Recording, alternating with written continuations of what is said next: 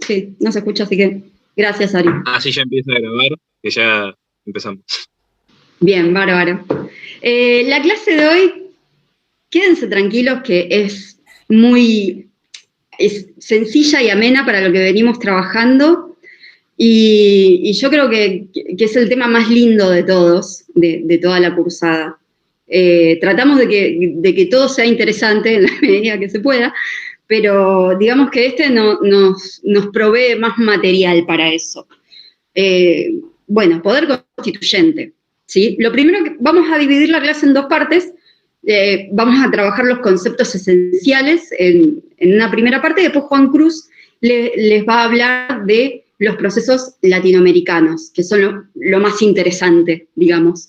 Esta primera parte vamos a ver los conceptos jurídicos que se utilizan y después ya nos vamos a ir a los movimientos latinoamericanos que son más ricos en contenido social, ¿sí? Poder constituyente. Les voy a compartir el PowerPoint que les pasé, ¿sí? Que tiene condensados más o menos los conceptos esenciales. Yo les pasé un texto de un manual, Negri. A mí me da lo mismo si es Vidar Campos, Negri. La idea es que tengan los conceptos esenciales para después poder problematizar esos conceptos. Y a mí lo que me gustó de este es que para definir poder constituyente decía, bueno, es la facultad, la energía o la potencia que tiene un Estado de proveerse una estructura jurídico-política. Es decir, es esa capacidad que tiene el pueblo, ¿sí?, de organizarse políticamente. Entonces, a través del poder constituyente se va a dar las instituciones fundamentales para funcionar como sociedad. Pero es interesante cuando dice energía, potencia, es la capacidad, es ese poder que tiene el pueblo de organizarse. Ahora, ya desde la definición misma, nosotros lo leemos, lo damos por asentados y decimos, bueno, el pueblo se organiza y se da la constitución que quiere. Y la pregunta que nos vamos a hacer de fondo y que va a quedar titilando, digamos, a medida que hablamos, es si es realmente el pueblo el que se da esa organización jurídico-política. Claramente esto es una ficción jurídica que se crea, también como vieron ustedes, la pirámide de Kelsen, la estructura de la supremacía constitucional. Nosotros tenemos que proveernos de ciertas ficciones jurídicas para poder darle una explicación y un sustento, ¿sí?, a la organización que tenemos. Entonces decimos, bien, el titular del poder constituyente es el pueblo, y el pueblo se organiza y se da una estructura jurídico-política, la estructura que quiere y que más le conviene. Ahora, nosotros vamos a encontrar dos grandes momentos en el poder constituyente. Esperen que les comparto, ya empiezo a compartir, presentar. Ahí está.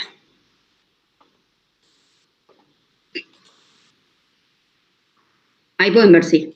Ahí está. Bueno, acá les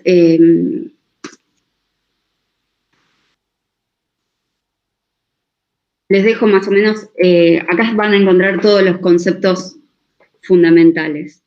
El poder constituyente originario, en esa primera vez, los tengo que sacar porque todavía están uniéndose gente y no puedo. Ahí está. Bueno, ahora veo cómo lo comparto. El poder constituyente originario es aquel que se ejerce por primera vez cuando se funda un Estado. Entonces, nosotros ubicamos al poder constituyente originario, naturalmente, si yo a ustedes les digo, bueno, poder constituyente originario, ¿cuándo pasó? ¿Cuándo sucedió en Argentina? ¿Ustedes qué me contestan? ¿Qué época? ¿En qué época se ubican de nuestra historia, a grandes rasgos? 1800. 1800, estamos en el siglo. Vamos. ¿Quién da más? Vamos. No se la quiso jugar tanto, Juan, ¿eh? No, porque, a ver, lo dije en la primera clase, pero de los demás, digamos, no. Sí, no, está bien. Es más, es un rango, inclusive, lo que dice... Perfecto. Muy bien. Vidar, si mal no me acuerdo. Sí. Muy bien. 1853-1860, ¿sí? Y es cuando se dicta la primera Constitución. Claramente, el concepto de pueblo no va a ser el mismo que entendemos nosotros. Ahí podemos visualizar bien esta ficción jurídica de la que les hablaba. Y poder constituyente derivado, la otra variante del poder constituyente, es aquel que se ejerce para reformar los poderes constituidos. Es decir, a partir del poder constituyente originario, nosotros nos organizamos y constituimos los poderes como los conocemos. Siempre poderes entre comillas, ¿no? Porque ya nosotros tenemos otro concepto de poder que no tiene que ver con el que da la Constitución. Pero vamos a decir, organiza las instituciones, ejecutivo, legislativo, judicial. Poder constituyente derivado va a ser aquel que reforme esa primera Constitución que tengamos. Ahora, nosotros en el inconsciente colectivo, poder constituyente originario, lo encontramos en 1853-1860, ¿sí? Y decimos que es un periodo abierto porque en 1860 se termina de integrar Buenos Aires a la Confederación.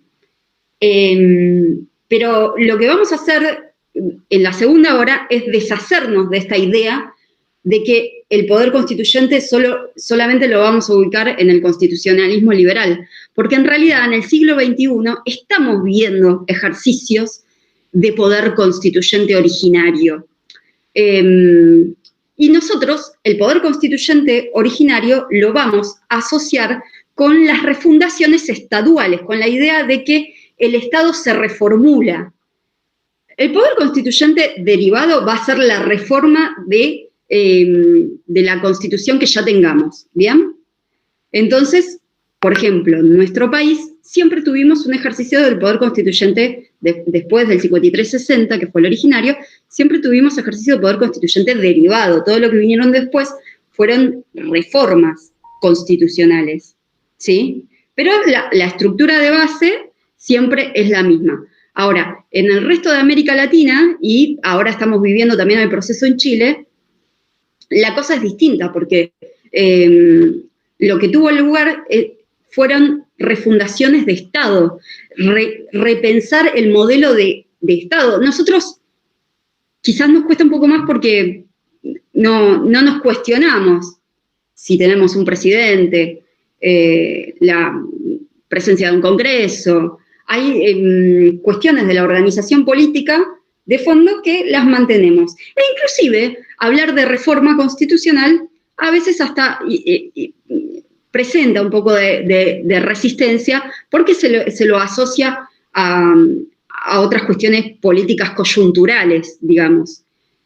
Hasta algunos lo asociaban con la reforma judicial.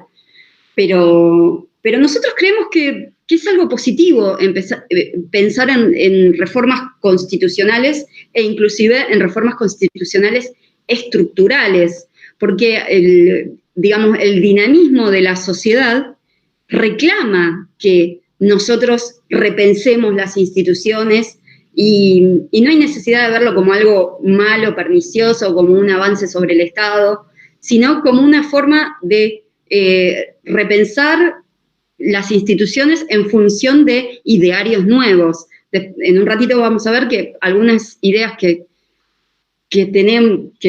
nos rondan con una supuesta nueva reforma constitucional, que no hay en vista, pero que en caso de tenerla estaría bueno, por ejemplo, repensar el derecho, el rol de los géneros, la forma de escribir, sobre todo, la Constitución, que está escrita digamos, con una forma de lenguaje con una idea de ciudadano estructurada a fines del siglo XIX.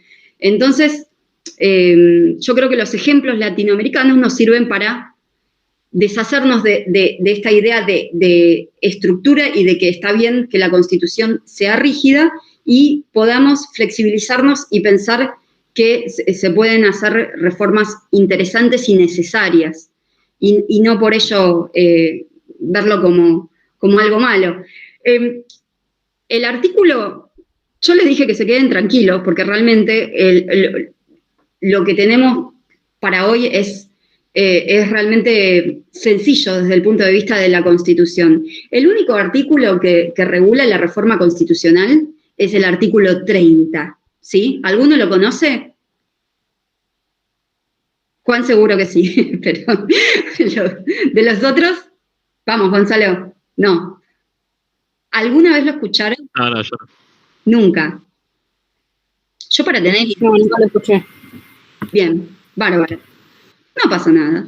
Y otra cosa, no sé, Vélez, si ellos ya vieron el tema de las diferencias entre constituciones rígidas y flexibles. No, ¿Lo vieron?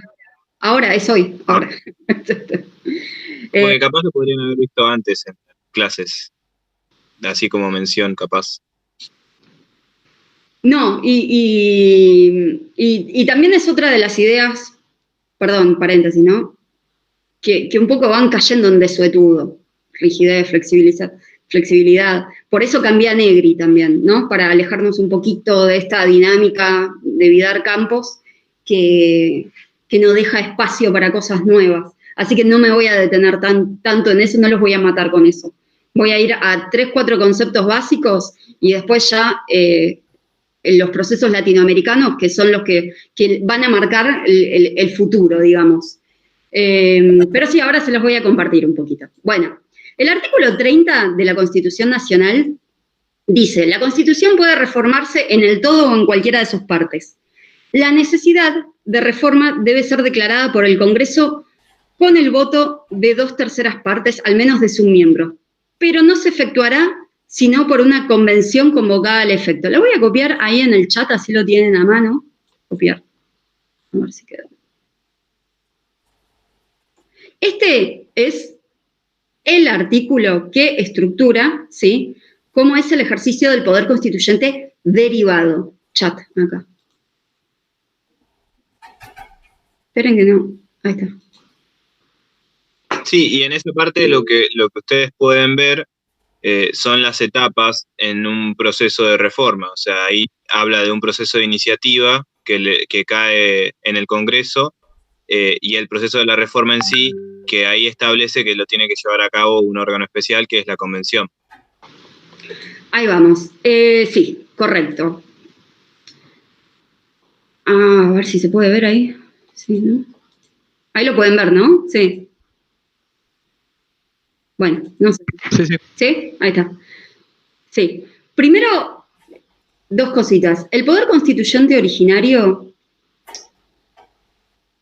es, entre comillas, ilimitado. ¿Por qué? Porque es la primera vez que nosotros fundamos un Estado. Entonces tenemos la libertad de decir, bueno, el Estado que queremos tiene que tener esto, esta organización política, estos valores, esta... Es la primera vez que nosotros dictamos la Constitución. Hay algunos autores que sostienen que este poder constituyente originario puede tener algún tipo de límites basados en el iusnaturalismo, en los valores de esa sociedad que se junta para organizarse, ¿sí? Pero van a ser límites ideológicos, más bien genéricos. Los verdaderos límites, los límites formales, los vamos a encontrar en el ejercicio del poder constituyente derivado, en la capacidad de reforma de la Constitución, porque este ejercicio sí se va a dar dentro del marco de los poderes constituidos, ¿sí? Ya teniendo una organización de los poderes, y además se va a dar con un proceso de reforma que ya está contemplado en la Constitución. Como les decía Juan Cruz, en nuestra Constitución está contemplado las 2 primeras etapas, ¿sí?, del ejercicio del poder constituyente. Ustedes lo van a encontrar en Negri como ejercicio de poder preconstituyente y constituyente, etapa de iniciativa, la pueden llamar también, y etapa de revisión. ¿Qué es esto? En un primer momento, nosotros decimos que es necesario reformar la Constitución. En nuestro país, el que dice que es necesario reformar la Constitución es el Congreso a través de una ley de necesidad de reforma. Es decir, el Congreso se reúne y dicta una ley, en el caso del año 94, la 24309, que dice que es necesario reformar la Constitución y dice cuáles son los puntos que van a reformarse. Entonces, el temario de los puntos a reformarse va a estar contemplada en esa ley que dicta la necesidad de reforma. Esa ley también va a marcar cuándo se reforma, dónde y en qué lapso. Es decir, el marco de cómo se va a llevar adelante esa reforma va a estar explicitada en esa ley de necesidad de reforma. La cuestión es qué mayorías, hay una cuestión que tiene que ver con qué mayoría es necesaria para el dictado de esa ley. ¿Por qué? Porque se entiende, nuestra Constitución es rígida, como decía Juan Cruz hace un rato. No es una Constitución que nosotros la podamos reformar por una simple enmienda, como en Ecuador, Estados Unidos o Inglaterra, que tiene una Constitución flexible, sino que tenemos un procedimiento con muchos requisitos que trata de que una reforma constitucional no sea algo, entre comillas, del momento o sujeto a las mayorías partidarias de un momento determinado. Yo les hice ver 2 videos, un poco crueles quizás el segundo, pero es para entender esta idea de cómo se hace la reforma en nuestro país y después ver cómo realmente se hacen otras y cómo podemos mejorar este proceso. ¿Por qué? Primero, la decisión en nuestro país de iniciativa o de esta etapa preconstituyente, el decir vamos a reformar la Constitución, la declara el Congreso. Punto 1. Es decir, que se constituye una decisión política donde la participación más fuerte es de los partidos políticos que están en el Congreso en ese momento, que es lo que pudieron ver en uno de los videos, ¿sí? Hay otros países donde se plantea que únicamente se puede llamar a reforma constitucional a través de un referéndum o una consulta popular, ¿sí? En esos casos, la iniciativa tiene un condimento de legitimación popular mucho más fuerte, porque es el pueblo el que decide si vamos a reformar, no vamos a reformar. La segunda etapa es la etapa de revisión o reforma, o etapa constituyente, ¿sí? Previamente dicho. Ay, perdón, les dejé el PowerPoint. Ah, bueno, no, sí, justo estábamos ahí. Bueno, de reforma, donde en nuestro caso, ¿sí? Necesitamos que se realice a través de una convención. El artículo dice convocada al efecto. Quiere decir que se forma exclusivamente para eso en ese momento. Nosotros no tenemos constituyentes en ejercicio todo el tiempo, ¿sí? Nosotros tuvimos convencionales constituyentes al momento de reformar la Constitución del año 94, ¿sí? Y fueron convencionales que se postularon para ese momento y para esa convención específica, ¿sí? De nuevo, trasciende esta idea de tratar de corrernos un poco del momento político partidario de cuando se toma esa decisión y tratar de expresar una decisión política al efecto de reformar esa Constitución. Una decisión, popular. ¿Por qué? Porque los convencionales constituyentes sí los vota la ciudadanía, ¿sí? Entonces, lo único que hace el Congreso, esto para el examen ténganlo presente, lo único que hace el Congreso es dictar la ley de necesidad de reforma, ¿sí? Emitir la decisión de reformar la Constitución. ¿Qué mayoría necesitamos para eso? 2/3 partes de los totales. Hubo mucha discusión porque algunas reformas no se dieron así. La redacción no es del todo clara porque dice debe ser declarada por el Congreso con el voto de las 2/3 partes, al menos, de sus miembros, no dice presentes y totales, pero se entiende desde la doctrina que es totales, ¿sí? Porque es una decisión de mucha relevancia. Fíjense que 2/3 de los totales, después lo van a ver el viernes con Carla, ¿no? Pero se utiliza para cuestiones específicas donde hace falta una decisión de muchos sectores políticos, porque no es sencillo alcanzar el quórum de mayoría calificada de 2/3 de los totales. Entonces, siendo que los partidos políticos representan a la ciudadanía, está buena esto de no dejar a una mayoría político-partidaria al momento, sino que se logre un consenso entre los partidos que conforman el Congreso en ese momento. Pero la participación del Congreso va a ser dictar la ley de necesidad de reforma y dentro de esa ley las condiciones en que va a llevar adelante la Convención Constituyente, cuánto tiempo va a sesionar y qué temas se van a tratar, básicamente, ¿sí? Después viene la etapa constituyente, ¿sí? Donde se realiza una Convención Constituyente, se votan a los convencionales que van a participar de esa Convención Constituyente y esa convención lleva adelante el debate de la reforma, la producción de la reforma. ¿Cómo se van a modificar los artículos? ¿Cómo se va a votar las reformas de los puntos propuestos para reformarse? ¿Sí? En el caso del año 94, duró 3 meses, se hizo en Santa Fe, en Paraná, y nosotros tuvimos una elección aparte donde votamos a esos convencionales constituyentes. De vuelta, lo paso rápido porque realmente lo jugoso está en cómo lo hacen otros, más que cómo lo hacemos nosotros, porque en nuestro país hay poca participación de lo que son movimientos sociales, participación popular. Entonces, a mí me gusta esto porque realmente cuando empecé con estas clases en el 2008, yo creo que el tema terminaba en cómo es en nuestro país. Y ahora realmente eso pasa a ser muy poquita parte de la clase y lo jugoso está en todo lo que pasó a partir del 2008 en adelante. Pero bueno, sí tienen que conocer cómo se hace en nuestro país.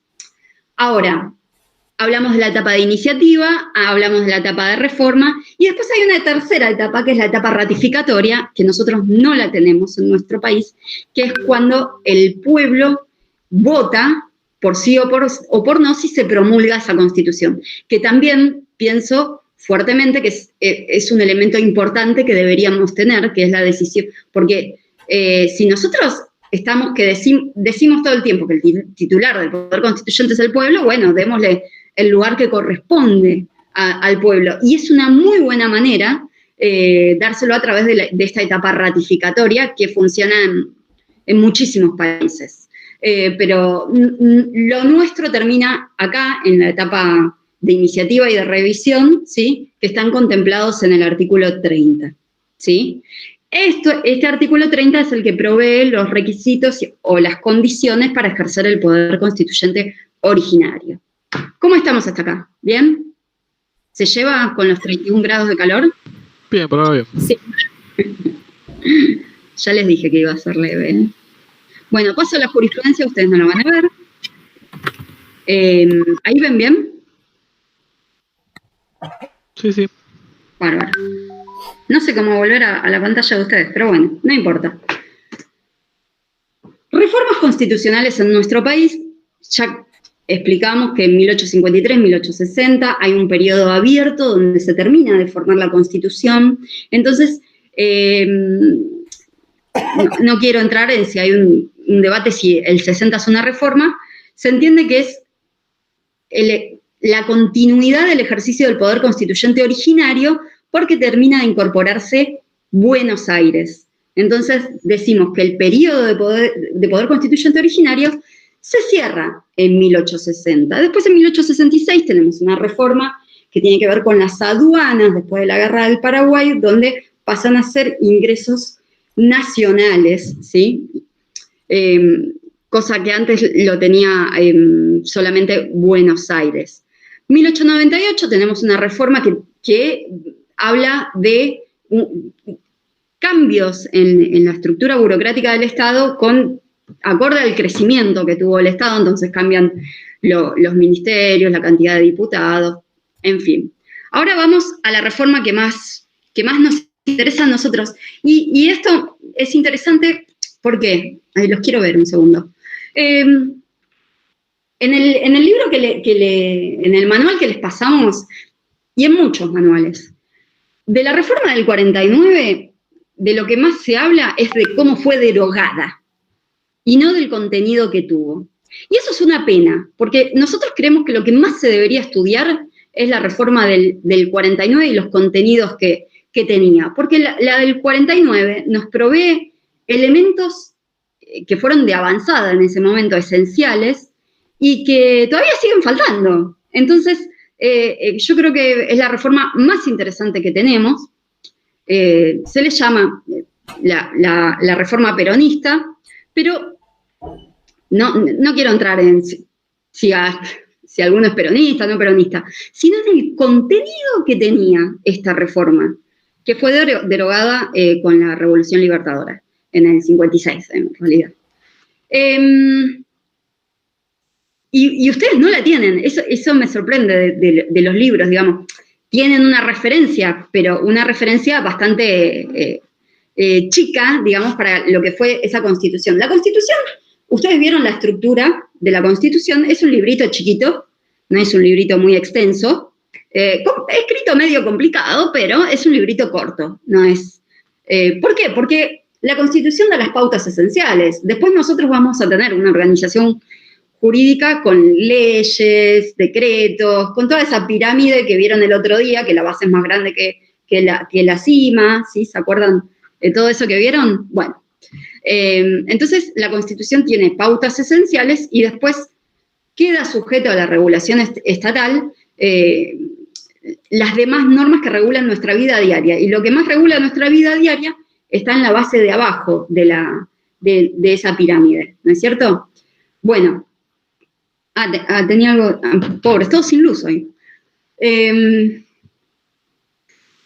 Entonces, esa reforma, la del año del 49, era extensísima. Tenía... era una especie de librito. ¿Por qué? Porque apuntaba a detallar los derechos. Nosotros nos ubicamos en ese momento en el constitucionalismo social, ¿sí? Que es la segunda etapa del constitucionalismo. Hasta ahora estuvo, ustedes, las primeras clases estuvimos viendo cómo se llega al constitucionalismo liberal. Sí, Ariel. Bele, la verdad que no, en las clases anteriores no hicimos la distinción entre qué es el constitucionalismo liberal y social. Capaz tomate 2 minutos y más que nada para saber de qué estamos hablando, para que se pueda saber. Está bien, no sé. No, sí, yo hablaba de las grandes revoluciones, pero tenés razón, no lo aclaramos eso. Igual cuando ustedes lean Viciani y Dalmau, que es el segundo, yo creo que la mejor forma de explicar eso, perdón Juan Cruz que me meta un cachito, pero la mejor forma de explicar eso es desde Viciani y Dalmau. Además no les quiero agregar demasiadas cosas que no tienen. El constitucionalismo liberal es esa primera etapa de fines del siglo XIX, de la que les hablaba también con el ejemplo de nuestro país, donde se dictan las primeras constituciones, digamos. Y esas constituciones, ¿qué van a promover? ¿Qué van a consagrar? Los derechos liberales, derecho a la propiedad, derecho a la igualdad, ¿sí? Y son derechos que vienen de las grandes revoluciones que ustedes estuvieron estudiando a fondo, ¿sí? Pero ¿qué pasa? Y ahí Viciani dice, ¿realmente era el pueblo el que estaba hablando ahí? ¿O era un grupo de gente? Y no, era un grupo de gente. Era una, quiero usar un sinónimo de oligarquía para no sonar, una élite, no me salía, ahí está. Era una élite europeísta. Como lo expresa Viciani, él dice, eran élites que se habían educado en universidades del extranjero y venían acá a aplicar conceptos que habían aprendido en el extranjero. Perfecto, exactamente. Cada uno, cuando lleva adelante su función pública, o cuando lleva adelante, sí, yo lo quiero explicar así, desde el rol que cada uno cumple. Uno ejerce lo que aprendió y donde lo aprendió. Como decía Juan Cruz, las élites de ese momento se habían formado en Europa con valores propios de allí y con objetivos propios. Esas élites fueron las que dictaron las constituciones liberales de fines del siglo XIX. Esto vale para cualquiera en la función que cumpla. Un juez que se forma, no sé, en una universidad privada, sin contacto con lo social, y bueno, cuando dicte justicia, va a dictar una justicia que tenga que ver más con su entorno. Y en cambio, cuando en la Constitución, en la formación de la Constitución, participan, hay bases más amplias participando, el resultado va a ser distinto, la legitimidad va a ser distinta, el consenso va a ser distinto y el cumplimiento todo va a ser distinto. Pero bueno, en un primer momento este constitucionalismo liberal de fines del siglo XIX estaba redactado por élites que copiaba, digamos que tenía bases europeizantes, quería usar otro término, y lo aplicaron acá. ¿Qué pasa? El segundo momento del constitucionalismo social, ya sí hablamos de un reclamo, ¿sí?, de grupos sociales más amplios. Los momentos jurídicos se van ajustando a momentos políticos, sociales, económicos. La norma viene después de que un grupo se expresó. No sé, la ley del aborto vino después de un reclamo. Todas las normas tienen una dinámica, una explicación, ¿sí? Yo no quiero que vean la norma como algo suelto, desprendido de la realidad, que un día apareció y bueno, lo tenemos por obra y arte de magia y lo debemos cumplir porque está ahí y punto. No, todo tiene un porqué, una explicación. Bueno, ustedes ya con las 2 clases de historia ya tuvieron. Pero el constitucionalismo social es un reflejo de nuevos reclamos, ¿sí?, que ya no tienen que ver con una igualdad formal de la ciudadanía, sino con una igualdad real. ¿Qué pasa? La población se daba cuenta que las condiciones no eran las mismas para todos. Entonces, una igualdad formal no sirve para cubrir necesidades reales.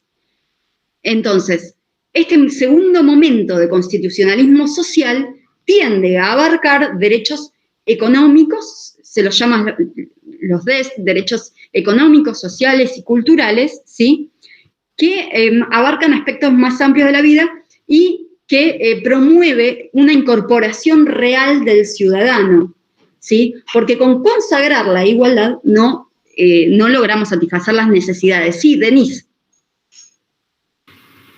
Lo del constitucionalismo social que estás hablando, ¿ya abarca desde la primera reforma o hablando de la del 49, la peronista? Solamente la del 49. Podemos ubicarnos en realidad, 1917 México, 1923 en la República de Weimar, ¿sí? Tampoco veamos a Argentina como aislada, ¿sí?, porque estos son procesos más amplios, con movimientos sociales que se dan también en otro país. En nuestro país estuvo reflejado en el movimiento peronista, pero en otros países las causas fueron otras, el fin de la Primera Guerra Mundial. Cada país va formando sus motivos, pero sí todas concluyeron en que era necesario consagrar constitucionalmente los derechos para llegar a un cumplimiento real. ¿Y por qué digo esto? Porque hay derechos que nosotros los vamos a encontrar en las leyes, en los decretos, pero como vieron con control, con supremacía, es distinto, ¿sí?, tienen más fuerza cuando están consagrados en la Constitución, ¿sí? Van a traer consigo la posibilidad del ejercicio de control de constitucionalidad, cuando nosotros los tenemos consagrados constitucionalmente. Entonces, en esa reforma, incluyeron todos los derechos con un nivel de detalle amplísimo. Por ejemplo, había un capítulo que tenía que ver con los derechos de la ancianidad, a ver si lo tengo, los derechos de la niñez, derechos gremiales, derecho a una vivienda, los derechos de la educación, derechos laborales. Después de la potestad del Estado sobre los recursos naturales. Acá les queremos compartir 2 o 3 cositas nada más, ¿sí? acá, que también Juan Cruz decía, derecho al bienestar, el derecho de los trabajadores al bienestar. Perdón, quiero hablarles de todo y me voy. Les quería mostrar ¿por qué? Yo creo que a veces las imágenes se nos quedan más grabadas a veces que los textos. ¿Quién era el individuo acá? Nos preguntamos. Bueno, el individuo era el trabajador en comunidad. Entonces se trataba de regular la vida del trabajador, de la familia y de la comunidad. Había una vida comunitaria y había derechos amplios que regulaban todas las instancias de la vida, por eso hablaba de niñez, derecho del trabajo, derecho a la ancianidad, ¿sí? Y acá les quiero compartir 2 o 3 artículos que tienen que ver con los derechos económicos. ¿Por qué? Porque un concepto que nos va hablando de los diferentes momentos liberales, sociales y demás es el de la propiedad privada. Y acá, en la reforma del 49, el artículo 38 decía, la propiedad privada tiene una función social y en consecuencia estará sometida a las obligaciones, espero que lo ponga más amplio, a las obligaciones que establezca la ley con fines de bien común. Incumbe al Estado fiscalizar la distribución y la utilización del campo e intervenir con el objeto de desarrollar e incrementar su rendimiento en interés de la comunidad y procurar a cada labriego o familia labriega la posibilidad de convertirse en propietario de la tierra que cultiva. Después sigue con la expropiación. 40. La organización de la riqueza y su explotación tiene por fin el bienestar del pueblo. Siempre el fin social como objeto de los bienes económicos. El Estado, mediante una ley, podrá, del pueblo, dentro de un orden económico conforme a los principios de la justicia social. El Estado, mediante una ley, podrá intervenir en la economía y monopolizar determinada actividad en salvaguardia de los intereses generales y dentro de los límites fijados por los derechos fundamentales asegurados en esta Constitución. El capital debe estar al servicio de la autonomía nacional y tener como principal objeto el bienestar social. Siempre esta idea del bienestar, del derecho al bienestar de fondo. Y acá, Belén. Sí. Acá, Belén, lo que ustedes también pueden ver ahí es lo que va a diferenciar en esos artículos que Belén leyó, lo que va a diferenciar el constitucionalismo social del constitucionalismo liberal. Si ustedes recuerdan las clases en las que vieron la Constitución de Estados Unidos y la francesa, ahí se habla mucho de la propiedad privada y del individuo. Y acá se habla del uso que tiene que tener la propiedad en función del bienestar de la comunidad y no tanto en un sentido privado. Totalmente. Volviendo al principio, esta Constitución fue derogada por la Revolución Libertadora y no quedaron, muchos rastros en la Constitución vigente de esa reforma constitucional. Pero siempre, como decimos con Foucault, lo más interesante es lo no escrito, más que lo escrito. Hay que hacer una genealogía de lo que no quedó para entender el ejercicio del poder.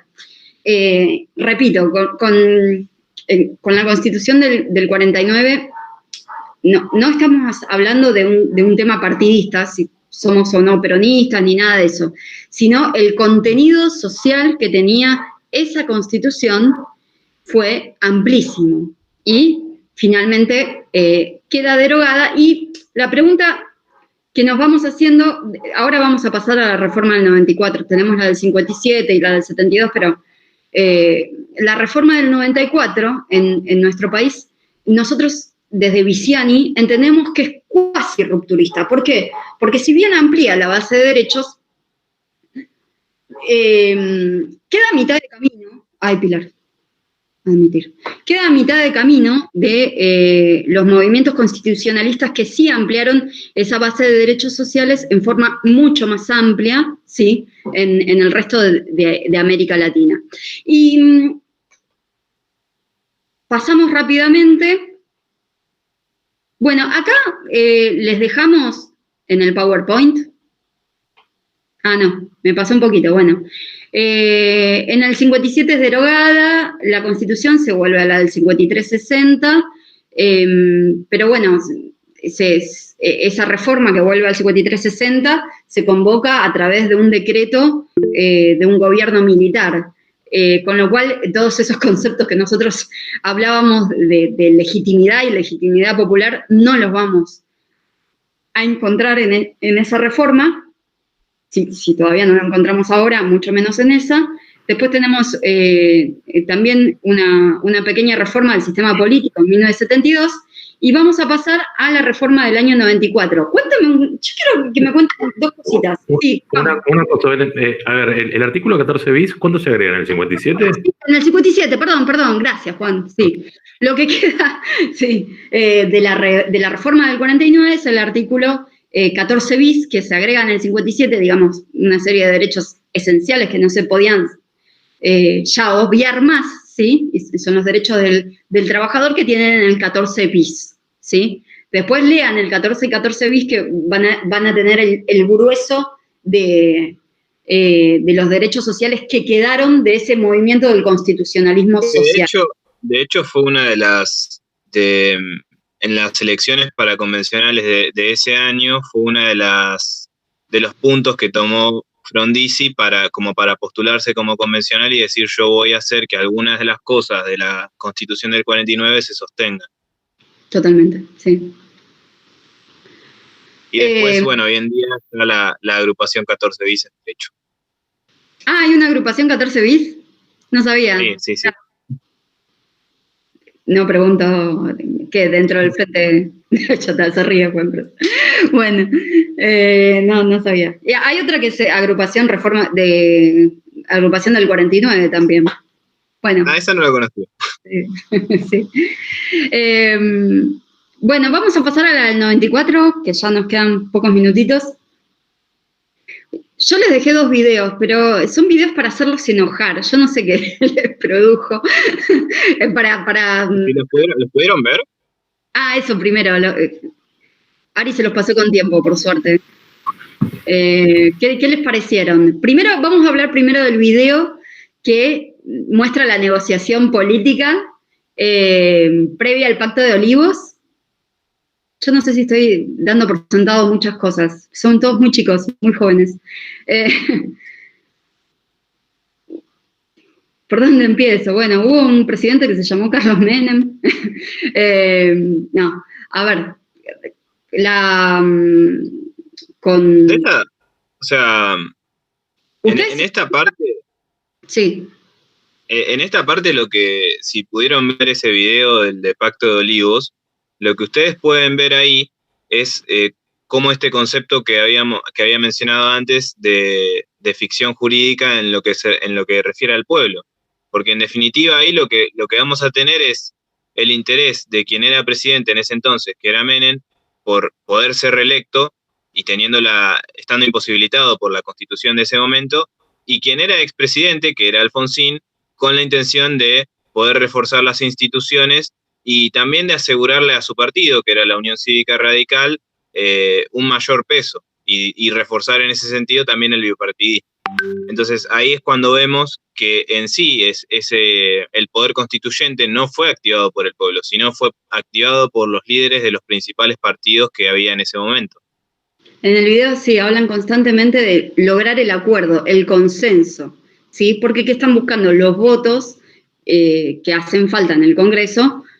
Nosotros hablamos de 2/3 partes de los totales, ¿sí? Para poder declarar la necesidad de reforma constitucional. Y lo que me interesaba del segundo video es ¿quiénes protagonizan la reforma constitucional? ¿Quiénes fueron convencionales constituyentes? Nosotros decíamos que los convencionales constituyentes se los vota al efecto, ¿sí? Para esa convención constituyente. Pero nosotros vamos a ver que son los mismos actores de la vida política, inclusive que hoy, los que encontramos en la reforma constitucional del año 94. Entonces, la pregunta es, ¿dónde está ¿Dónde está el pueblo? Claro, ¿dónde está el pueblo? Es la pregunta. En toda esa decisión, en todo ese proceso. ¿Dónde está el pueblo? Porque primero partimos de una decisión política de dos grandes fuerzas político-partidarios de ese momento. Con la vuelta a la democracia había mucho por hacer en el contexto de consolidar la democracia. Por eso se forma el Consejo para la Consolidación de la Democracia y propone ciertas ideas, porque la cultura democrática, yo creo que ustedes ya tienen naturalizadas muchas cosas que tienen que ver con la democracia. Creo que tienen naturalizada inclusive la democracia en sí misma, como una forma política tenemos que votar cada 2 años. La totalidad de la vida de ustedes, pero para la generación de ese momento era algo que había que lograr fortalecer, porque se corría el riesgo de volver a perderlo nuevamente, ¿sí? Yo creo que la generación que estuvo por arriba, no me voy a unir a la de ustedes, pero que hoy tiene 70, 80, la democracia no la daban por sentada. Entonces hubo un trabajo cultural y después también hubo un trabajo de dejar asentado en las normas todos esos mecanismos de participación democrática. Y el 94 tuvo mucho de eso. Nosotros hablábamos de la necesidad de las necesidades que tiene una sociedad en un momento determinado, que se terminan plasmando en normas y que se terminan plasmando a su vez en la Constitución cuando hay reformas constitucionales. Y así como en América Latina las próximas reformas de las que vamos a hablar tienen que ver con la inclusión, por ejemplo, de los movimientos aborígenes, de las autonomías indígenas, y eso es lo que ocurre en las realidades de esos países. Bueno, en el nuestro una preocupación muy grande, y que traía Alfonsín aún después de dejar el gobierno, era dejar mecanismos fuertes de participación democrática en la Constitución. Por otro lado, también atenuar el hiperpresidencialismo era una gran preocupación del radicalismo, no del menemismo, digamos, o del justicialismo de ese momento. Entonces, lo que se dio antes del Pacto de Olivos fue una negociación de lo que querían las dos grandes fuerzas políticas, pero por el lado del radicalismo estaba esta preocupación de consolidar la democracia y de buscar mecanismos que tengan que ver con tratar de hacer nuestro país tiene una tradición presidencialista fuerte y eso lo remontamos al modelo estadounidense que tenemos y a la influencia de la revolución, de la influencia francesa también, pero cambia fuertemente antes del 94 y después del 94, y ese es uno de los puntos que se debaten, la duración del mandato presidencial, ¿sí? Y la inclusión del jefe de gabinete. Esos son dos grandes puntos. ¿Por qué? Porque antes de la reforma del 94, la elección del presidente y vice era a través de colegios electorales. Nosotros no votábamos directamente al presidente y vice, ¿sí? Sino que lo que elegíamos eran miembros de los colegios electorales que después iban a decidir quién iba a ser la fórmula que ocupara esos cargos, ¿sí? En el 94, en el pacto se acuerda cambiar esto y que la elección sea directa de la fórmula de presidente y vice. Como también cambia la duración del mandato, que de 6 baja a 4 años, con posibilidad a una reelección, a un mandato más. Pero uno piensa, bueno, 6 años no alcanzan realmente para hacer... Nuestro país, cada vez que cambia de gobierno, cambia las políticas de Estado. Es muy difícil lograr una consistencia de las políticas de Estado porque hay, digamos, un bipartidismo fuerte y demás. Entonces, esta posibilidad de un mandato más hace que la ciudadanía, a través del voto, pueda decir, bueno, no, yo valido que esta persona esté 4 años más haciendo lo que hace. Antes era un mandato de 6 años por un periodo fijo y después se tenía que retirar por un mandato y se podía volver a presentar recién 6 años después, ¿sí? todo esto cambia en el año 94 y se da la opción de un mandato más después de los primeros 4 años. El jefe de gabinete ya es una cuestión, es una inclusión por la que bregó fuertemente el radicalismo y quería asemejar nuestro sistema a los sistemas semipresidencialistas. Era un intento de parlamentarizar nuestro sistema. En el modelo francés vigente hoy día, ustedes encuentran, hay muchos países con presidente, primer ministro, no sé si vieron hoy que Italia está convulsionada porque renunció el primer ministro, que es como si acá, como el primer ministro ejerce la jefatura de gobierno, es como si acá renunciara el presidente. El primer ministro, renunció en ese país y están bastante convulsionados. Los sistemas parlamentarios, van a ver después con Carla y Facundo, tienen un primer ministro que ejerce la jefatura de gobierno. Nosotros tenemos un presidente que ejerce la jefatura de Estado y la jefatura de gobierno. La idea del jefe de gabinete, de la inclusión del jefe de gabinete, era distribuir esas facultades de administración que tiene el Poder Ejecutivo y asemejar el modelo al modelo francés. Pero ¿qué particularidad tiene el modelo francés? Que el presidente pertenece a un partido político y el jefe de Estado, el jefe de gabinete, pertenece a otro. Entonces hay cohabitación de 2 puntos de vista.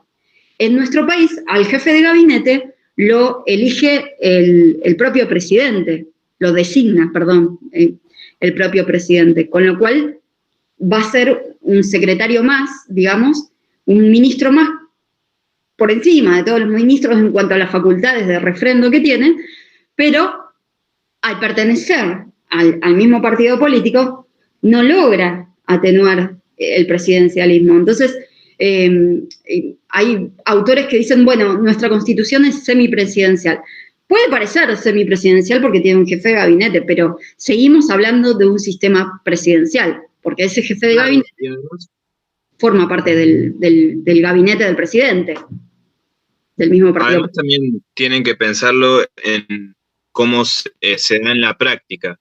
En la práctica, el jefe de gabinete termina siendo un ministro coordinador a tal punto que si el presidente no está conforme con la forma en la que se está desempeñando ese jefe de gabinete, simplemente le pide la renuncia y sigue ejerciendo y sigue habiendo ese fuerte presidencialismo que siempre ha caracterizado a la Argentina. Sí. Denise, no. Yo quería sumar, ¿cómo están? Que uno de los puntos también de la reforma que me parece que es interesante y a veces mucho no lo tomamos en cuenta es la reducción del mandato de los senadores nacionales, que antes de la reforma del 94 era de 9 años y el partido político que mayor cantidad de votos obtenía se llevaba a las 2 bancas. Y bueno, una también de las negociaciones fue el reducir la cantidad de años de mandato, reducirlo de 9 a 6 años y agregar el tercer senador. Entonces, como se renuevan en su totalidad, cada provincia renueva la totalidad cada 6 años ahora, ¿no? Después de la reforma del 94, sus senadores son 2 por la mayoría, o sea, el partido político que mayor cantidad de votos obtiene, y 1 por la minoría, el partido que le sigue en cantidad de votos. Esto, también es parte de tratar de fortalecer un poco la democracia y que no sea siempre la mayoría la que tiene mayor representación, sino bueno, vamos a balancearlo un poco también en el Senado. Me parece que eso también, además del Poder Ejecutivo, en el Congreso también tuvo un impacto. Sí, se lo soslaya bastante, es cierto, muy bueno. Y después, por último, tenemos la inclusión de nuevos derechos y garantías y la jerarquización de los tratados internacionales, que ya lo vieron en supremacía constitucional. En el PowerPoint, les voy a dejar para que lean, piensen tranquilos, un punto que son los apuntes para una futura reforma. ¿Qué cosas nosotros, a ver si lo puedo compartir, qué cosas nosotros podemos pensar necesarias a partir del pensamiento crítico que ustedes están forjando, digamos, para una eventual o hipotética reforma constitucional en el futuro. Siempre con esta idea de bueno, reformar la Constitución no es algo malo, mala palabra, sino que es una oportunidad para darle dinamismo a algunas cuestiones que todavía faltan fortalecer. Y en el orden, por ejemplo, de los derechos sociales, entendemos que, bueno, van a ver sobre vivienda, laicismo, ejercicio del poder, la forma de organización federal, unos cuantos puntos que en realidad son derecho a la vivienda, ingreso ciudadano, son opinión nuestra, ¿no? Que podrían ser pasibles de reforma. Pero ese ejercicio quiero que también lo hagan ustedes, a partir de, a ver, de todo lo que van viendo, bueno, ¿qué es lo que consideran que se podría ampliar? Y bueno, en los videos básicamente se ve que el proceso de reforma del año 94 termina siendo un acuerdo político con las dos fuerzas político-partidarias más fuertes, ¿sí? Más allá de juzgar si el contenido es bueno o malo, lo que pensamos es, y esto ustedes lo van a ver a través de Viciani y Dalmau, que está a mitad de camino, que es cuasi rupturista, ¿sí? Y ahora vamos a ver lo que son las constituciones que fueron rupturistas, que plantearon un nuevo modelo de Estado y una nueva forma de pensar cómo reformar la Constitución, porque en el cómo está el secreto. Si nosotros en todo ese proceso que vimos no damos participación popular verdadera, y no damos lugar a organizaciones sociales, no estoy hablando de partidos políticos solamente, yo entiendo que, digamos, el valor de la democracia más fuerte, incluso consagrado en la Constitución, es ejercer el poder a través de los representantes y ellos organizarse a través de partidos políticos.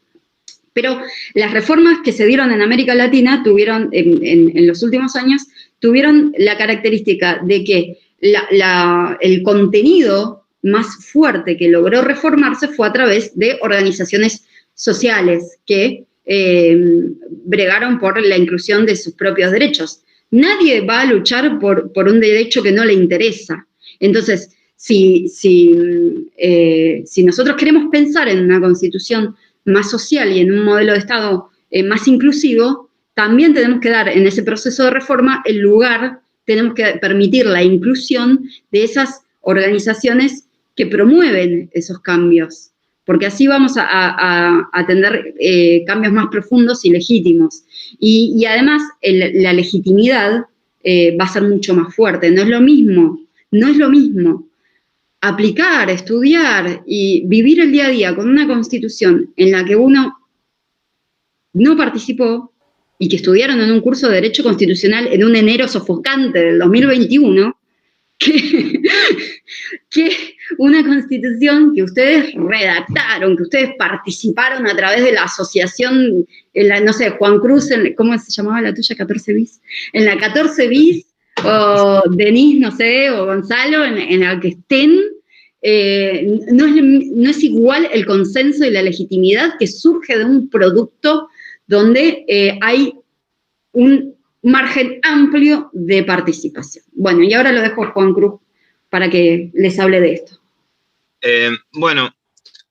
Lo que recién estuvimos viendo fueron conceptos básicos que ustedes tienen que saber sobre poder constituyente y también estuvimos viendo cómo se llevó a cabo la reforma del 94, que lo que justamente vemos es que fue una reforma que no inició el pueblo, ni tampoco refrendó, o sea, es una constitución que simplemente quedó promulgada por la mera publicación del texto.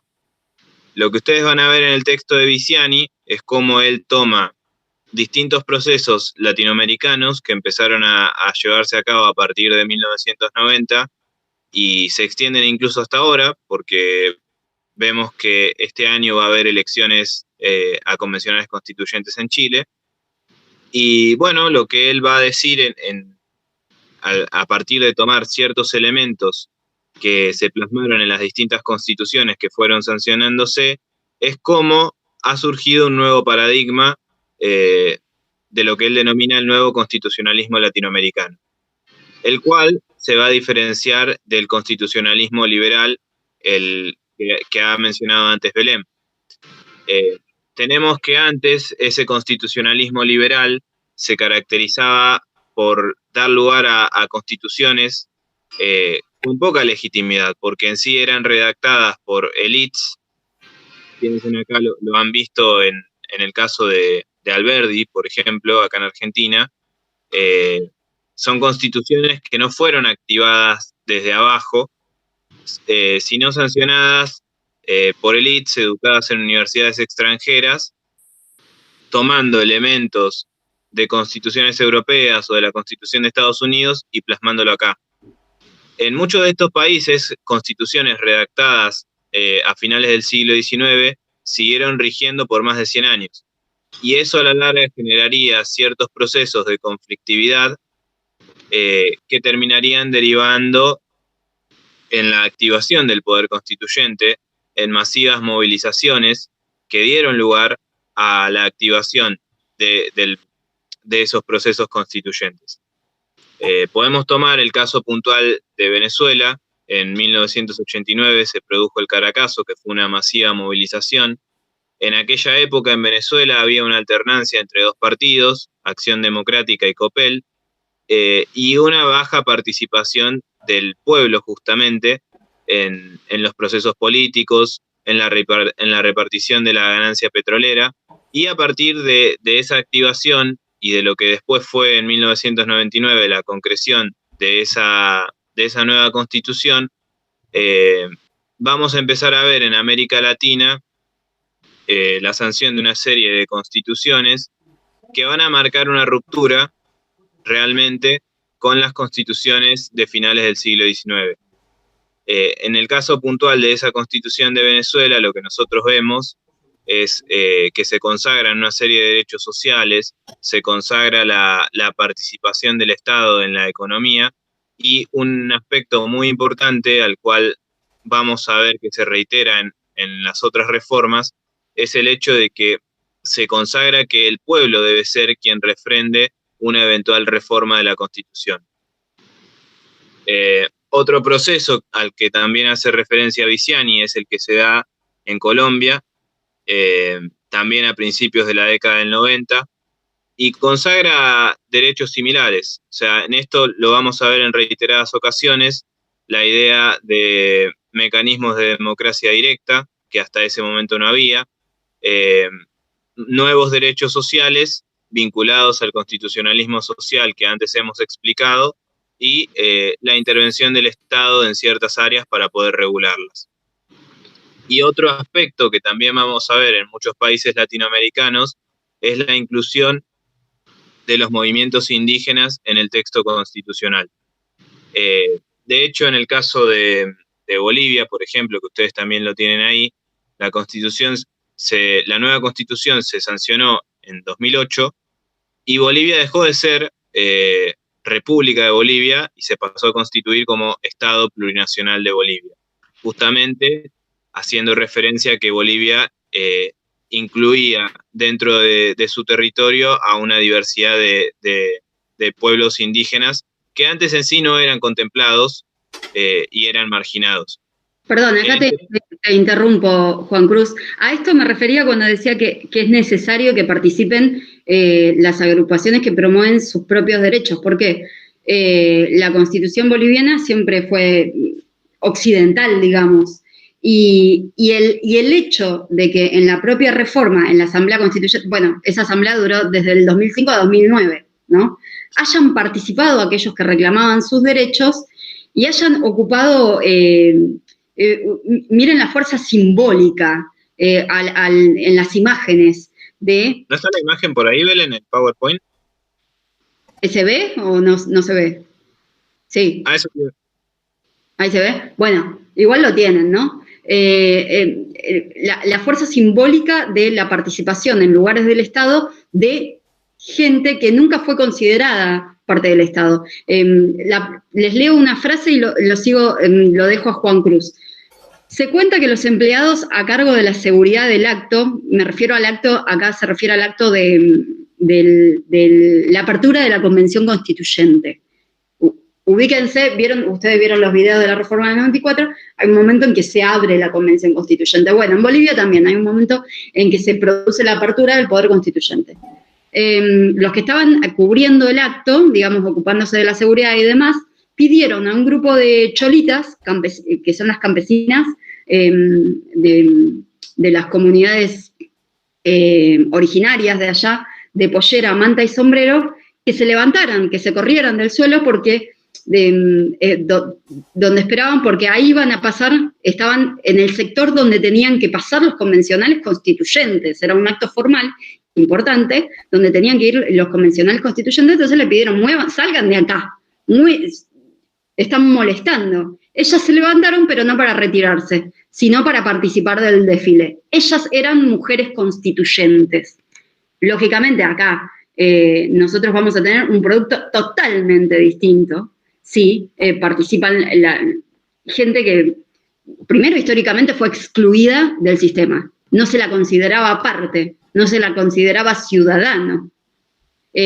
Ahora no solo es parte, sino que protagoniza los cambios.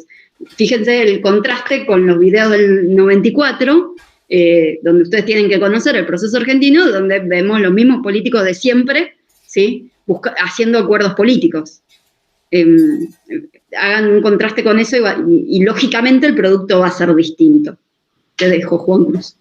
Sí, incluso si lo piensan, si conocen historia reciente, ustedes van a ver que acá en los 90 también hubo movimientos sociales que se oponían, digamos, al gobierno de ese entonces, pero ninguno levantaba la bandera de decir tenemos que reformar la Constitución, porque de hecho en ese caso fue una bandera apropiada desde las élites políticas, y muchos movimientos no lo tomaron como bandera.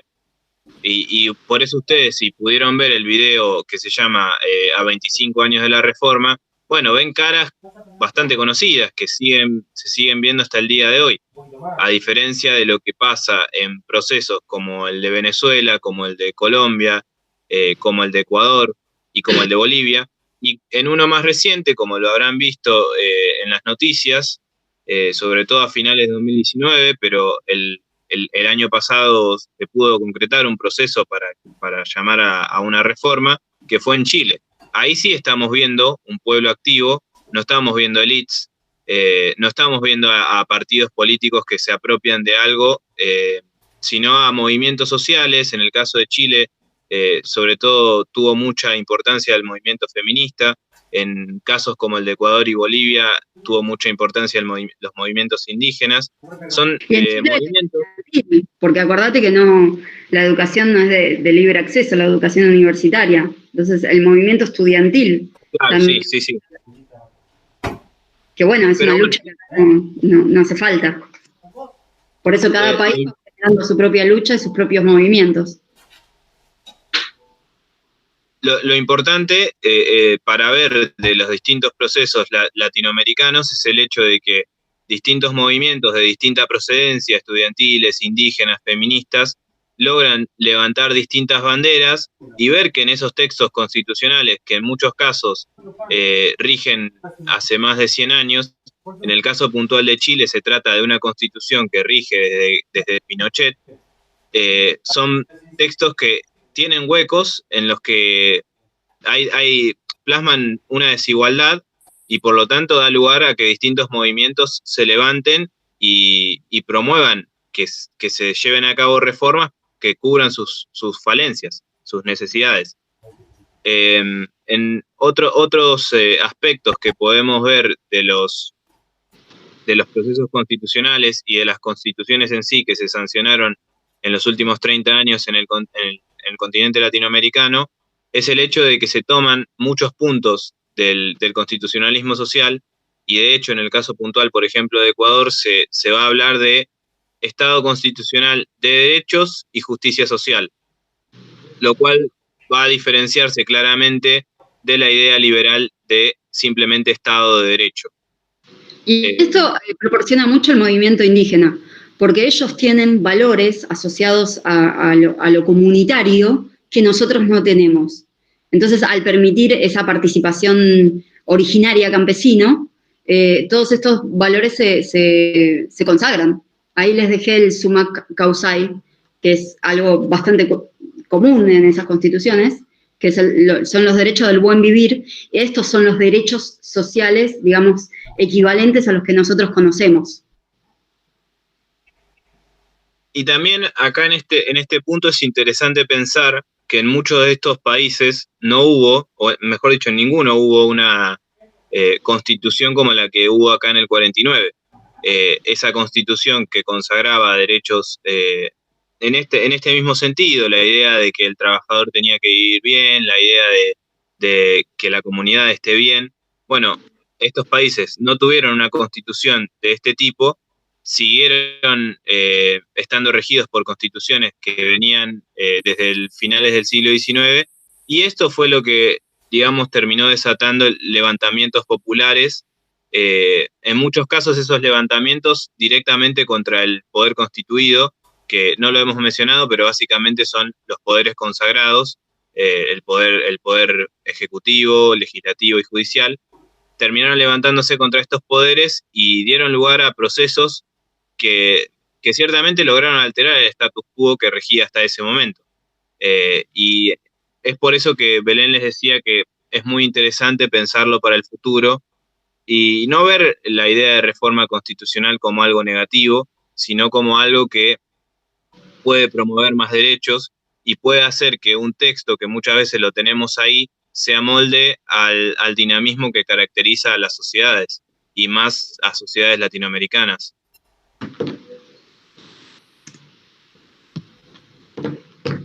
No los veo, chicos, ya estoy. Ahí está.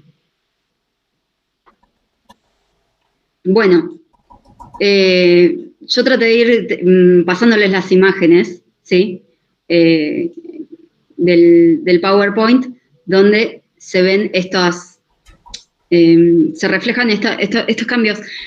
Quiero recuperar la idea de la bandera de la reforma constitucional como un elemento para cumplir o satisfacer esas necesidades sociales. Esto de Correa en Ecuador, digamos, como campaña electoral para su primera elección, él en su campaña prometía la reforma constitucional. Evo Morales también. Era una promesa de campaña, una bandera de campaña. ¿Por qué? Porque aquellas organizaciones o esos grupos excluidos de los que les hablaba hace un rato, no veían otra forma de integrarse o de insertarse si no era a través de una reforma constitucional. Es muy distinta a la situación que tenemos en nuestro país. De todas maneras, en nuestro país, digamos, yo creo que primero el movimiento originario campesino no tiene tanta fuerza, pero hay una deuda pendiente en cuanto a la inclusión de esos movimientos, porque existen, y las conflictividades son otras. Pero de todos esos procesos, nosotros tenemos que aprender eso.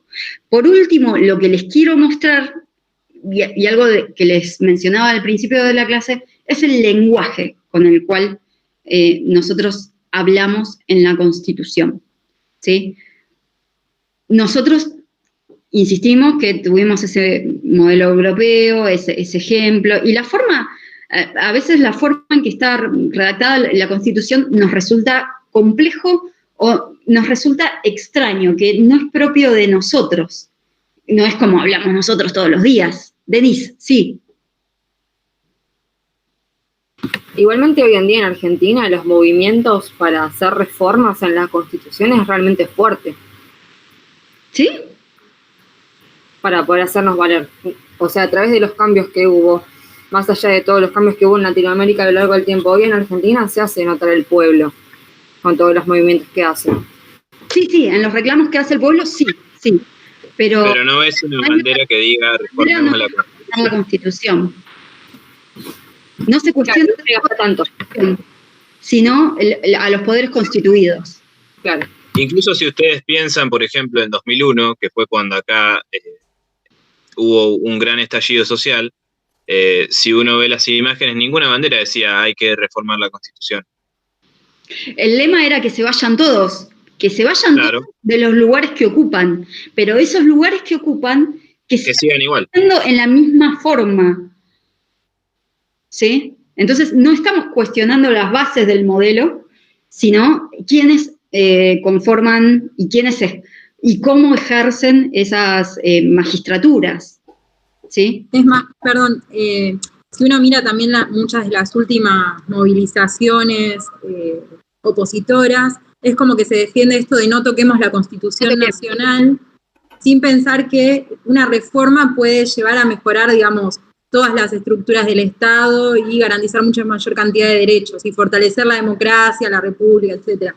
Pero es como, creo que hay todo un sector que no piensa de esa manera, digamos, en el sentido de que la reforma puede mejorar, ¿no?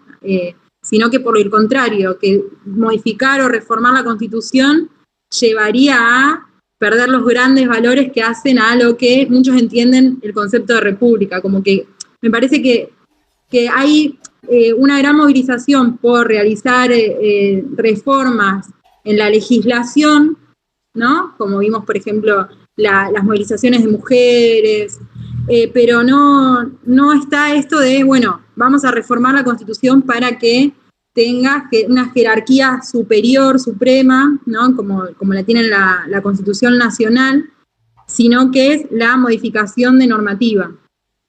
Y el otro gran grupo que dice no toquemos la Constitución Nacional porque se estarían violando muchos derechos que hacen a los valores de la República como la conocemos hoy en día.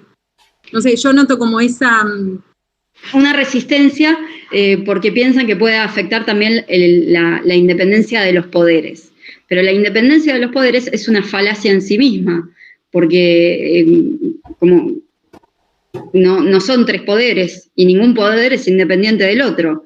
De hecho, el ejercicio de poder no lo vamos a encontrar en quienes realmente ocupan esos lugares. Entonces, quizás estaría bueno hacer transparente o transparentar que el poder se lleva a cabo y se ejerce, pero no hay ningún tipo de independencia. Es un poder que se va ejerciendo y que está interconectado todo el tiempo. Una de las reformas más importantes que incluyó la Constitución de Bolivia fue la elección popular de jueces, de lo que es la Corte y el Tribunal Constitucional. Ellos tienen Tribunal Constitucional, Tribunal Agrario, Tribunal Electoral y una Corte y un Consejo de la Magistratura, como nosotros. Y les dio, instituyó la elección popular y cada juez te dice a qué partido político, de todas maneras, el parámetro que ellos tienen es la pertenencia originario campesino. Hay jueces que integran ciertas comunidades más que organizaciones político-partidarios. Es otra la división. Pero es política al fin de cuentas. Pero cada juez te dice, sí, yo apoyo a tal, o yo apoyo a tal. Y eso no está mal. No, es una forma de transparentar algo que en realidad sucede. Porque nosotros no podemos hablar de que los jueces en Argentina son independientes al poder político. Porque eso no es real. Y además todo juez tiene su ideología y la puede tener perfectamente porque es un ser humano. Y partiendo que más allá, sobre todo en los miembros de la Corte, cuando lo vean en unos días con Bell, es elegido, designado por el Poder Ejecutivo con acuerdo del Senado, digamos. Si no hay nombramiento político, no sé cómo se llama eso. Claro, totalmente. Más político no puede ser. Igual aparece en el video que ustedes indicaron de la, ¿cómo es? De la reforma constitucional, aparecen dos jueces de la Corte Suprema, uno es Maqueda y el otro creo que es Rosati, que está bien claro que son de partido justicialista.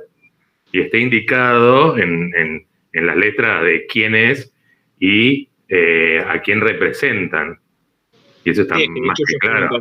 Candidatos como parte del Partido Justicialista en ese momento, porque no podían ser, a diferencia de lo que ocurrió en otros países, en ese momento las candidaturas a convencionales constituyentes en el 94 le pertenecían a los partidos políticos. Entonces, el Partido Justicialista, UCR, el Frente Grande y demás.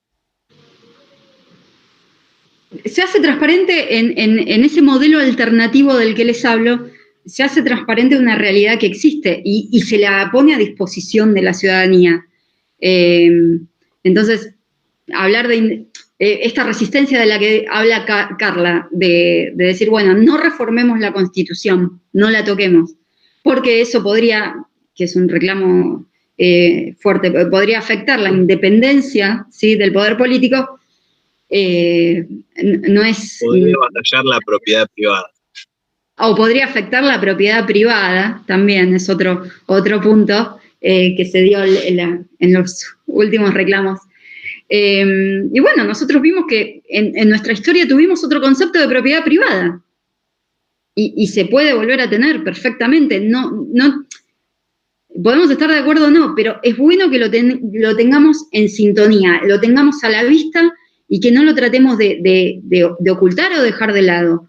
Esa posibilidad existe e incluso tuvo lugar en nuestro país, esta idea de función social de la propiedad privada, el destino social de los bienes económicos. Por último, lo que les quería compartir y tomarnos un minuto para leer era en cuanto al lenguaje y a los objetivos de la Constitución. ¿Dónde nosotros vamos a encontrar el alma mater de la Constitución? Va a ser en el preámbulo. De ustedes, el preámbulo nuestro lo conocen de memoria, ¿no? Los representantes, y han visto seguramente la Declaración de Independencia de Estados Unidos en 1787, con la que van a encontrar muchísimos puntos en común. Ahora les quería leer un minutito la de Bolivia, ¿sí?, de la Constitución plurinacional actual. Dice: poblamos esta sagrada madre tierra con rostros diferentes y comprendimos desde entonces la pluralidad vigente de todas las cosas y nuestra diversidad como seres y culturas.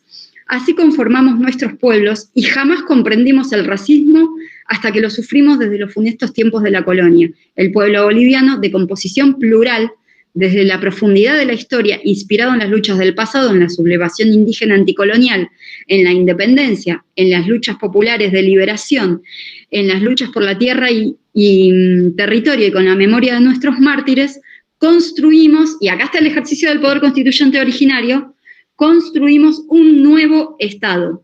Un Estado basado en el respeto e igualdad entre todos, con principios de soberanía, dignidad, complementariedad, solidaridad, armonía y equidad en la distribución y redistribución del producto social, donde predomine la búsqueda del summa casai, lo que les decía, el vivir bien, la idea del vivir bien, en convivencia colectiva con acceso al agua, trabajo, educación, salud y vivienda para todos. Dejamos en el pasado el Estado colonial, republicano y neoliberal. Asumimos el resto histórico de construir colectivamente el Estado unitario social de derecho, plurinacional, así se llama, es el nombre completo, Estado unitario social de derecho, plurinacional comunitario. Nosotros, mujeres y hombres, a través de la Asamblea Constituyente y con el poder originario del pueblo, manifestamos nuestro compromiso con la unidad e integridad del país, cumpliendo el mandato acá está, de nuestros pueblos, acá está la legitimidad popular de la que hablábamos al principio, con la fortaleza de nuestra Pachamama y gracias a Dios refundamos Bolivia. Yo quería que lo vieran en contraposición al preámbulo que tenemos nosotros. Es otra forma de hablar a la comunidad y en realidad están hablando las comunidades a través de ese preámbulo. Entonces, la llegada va a ser otra a la ciudadanía. Y, bueno, eso es un preámbulo muy práctico porque hace un resumen de la historia y de las luchas que nos permiten llevar a ese nuevo Estado, ¿sí? Entonces, no, una cosita más. Entonces, nosotros empezamos la clase diciendo, bueno, poder constituyente originario es eso que pasó en 1853 y que se juntaron y que qué sé yo. Veámoslo ahora de esta manera. Poder constituyente originario es esto, que estuvo pasando hace muy poquito tiempo y muy cerca nuestro. Sí, Juan Cruz. No, justamente iba a decir eso, ¿no? En ese preámbulo lo que nosotros podemos ver es cómo la idea de poder constituyente originario, como la idea de que se da una sola vez y nunca más, y después es siempre derivado, puede diluirse un poco. sobre todo si tenemos procesos de transformación profunda como el que se dio en Bolivia, o después podemos tener otros casos, quizás más alejados en el tiempo, como pueden ser la Revolución Rusa o la Revolución Cubana. Entonces, en muchos casos podemos tener ciertos procesos que pueden refundar una nación, dejar atrás la constitución que hasta ese momento existía y en cierta forma ejercer poder constituyente originario. Bueno, ¿cómo están hasta acá? ¿Bien? Llovió, refrescó, nada, pero bueno. Gonzalo. Bien. Bueno, yo les prometí que esto iba a ser liviano, breve, es una especie de paso más llano antes de entrar a los poderes constituidos fuertemente, que ahora vamos a tener legislativo, ejecutivo, y yo creo que judicial es el más bravo quizás, pero hasta acá estamos, ¿sí? Carla, no sé si les querés comentar lo que van a ver el viernes, o si les querés comentar. No, sí, tienen ya todo el material subido en la página, lo pueden buscar en el campus, y si no en el WordPress, ahí tienen subido todo el material, hay un texto, es un texto de Carlos María Videgain, donde van a ver, digamos, todas las atribuciones del Congreso, los requisitos para ser diputado, para ser senador, los tipos de sesiones. Es bastante, pero es bastante sencillo también. Creo que en el texto de Videgain está todo muy claro, así que no van a tener problema con eso. Tienen también subido el PowerPoint, que fue el que usamos el cuatrimestre anterior. También es muy, muy simple y es el que vamos a usar en la clase del viernes. Hay un Power que en realidad lo tienen como a modo de, digamos, de apoyo, que no lo vamos a ver puntualmente el viernes, pero sí vamos a hacer mención, que es sobre comisiones parlamentarias, si lo pudieron ver, es un PDF, y el texto de Ropner, que también en 3-4 páginas explica cuál es la función de las comisiones, que vamos a ver que es súper importante porque es la cocina, ¿no?, del Congreso. Uno siempre está acostumbrado a pensar, ¿no?, el funcionamiento del poder legislativo en los recintos del Congreso, cuando en realidad las negociaciones, la investigación se dan en las comisiones, ¿no? El acuerdo real se da en las comisiones. Cuando llega al recinto ya está casi todo cocinado.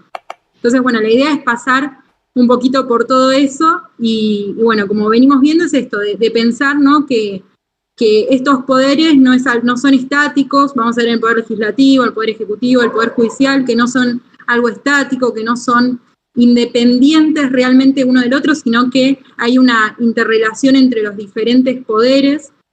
Y bueno, vamos a tratar de ir desmenuzando un poquito todo eso.